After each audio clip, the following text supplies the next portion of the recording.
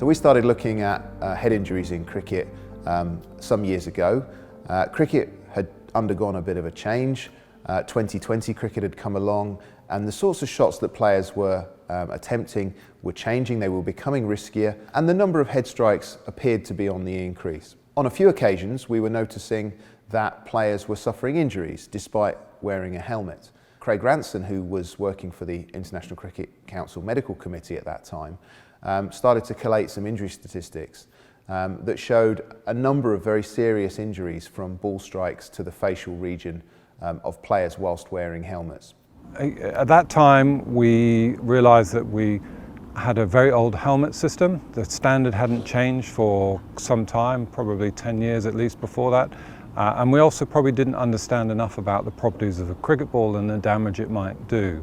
So Loughborough Sports Technology Institute was, our first port of call really to try and help us explore some of the science and understanding behind where the deficiencies in our knowledge were. Firing. The Technology Institute here, Andy Harland, Loughborough were heavily involved in the revision of a British standard.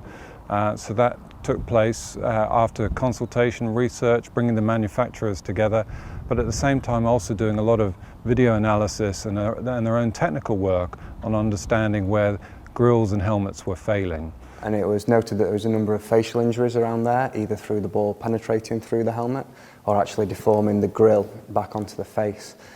So as a result of that, that area was then identified as something that we really needed to do something about. The research itself demonstrated what needed to change, and then the British standard in 2013 cemented that, and then by the time it was implemented in 2014, we had all the manufacturers had changed the new British standard. And since that time, we've not had a single career-threatening facial injury with someone wearing the helmets. So the sea change has been absolutely fantastic.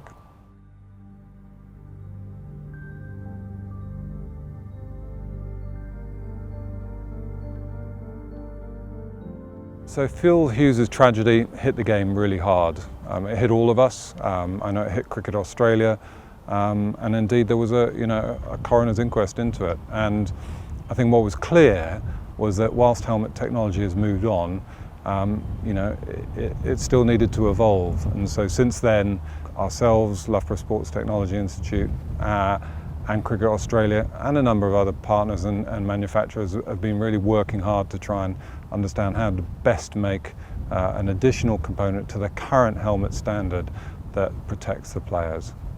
A number of players will now wear neck protectors, and for a number of years these neck protectors were not subject to any standard testing. So we've worked again with the British standards and a number of partners to develop a test which has been included in the standard, which requires all of those neck protectors to be certified so that the players and the authorities can be confident that these meet a safety standard to give confidence to those people that are wearing them. So the overall aim of this project is to just make cricket as safe as possible. But what we're really looking to do is take those really uncommon events and try and prevent them even more. Whether that is on one end of the spectrum, death, to the other end of the spectrum, so mild concussive type injuries, looking to understand those better and just prevent that whole spectrum from occurring, or at least mitigate some of the risk or severity of that.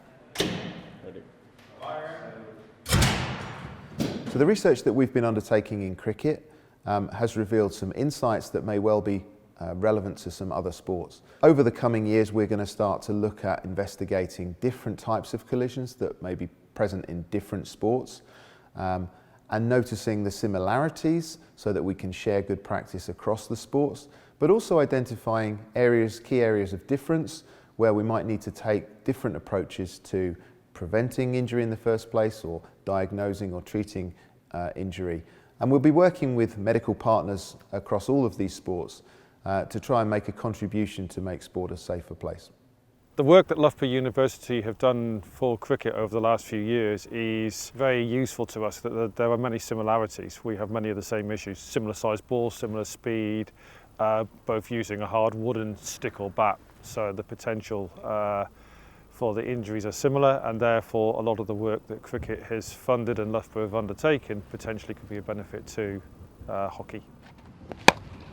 So absolutely we can't rest on our laurels. We think that the game is obviously there to be enjoyed and played, but at the same time we need to mitigate risk. So we want the welfare of players at every level, of coaches, of those within the game, to be paramount. We don't think the British standard necessarily is the end story, and actually we want to approach a new standard in a few years' time that's even higher. So not just facial injuries, head injuries, but actually minimising any form of injury, such as a concussion or something that's maybe a little bit more low grade.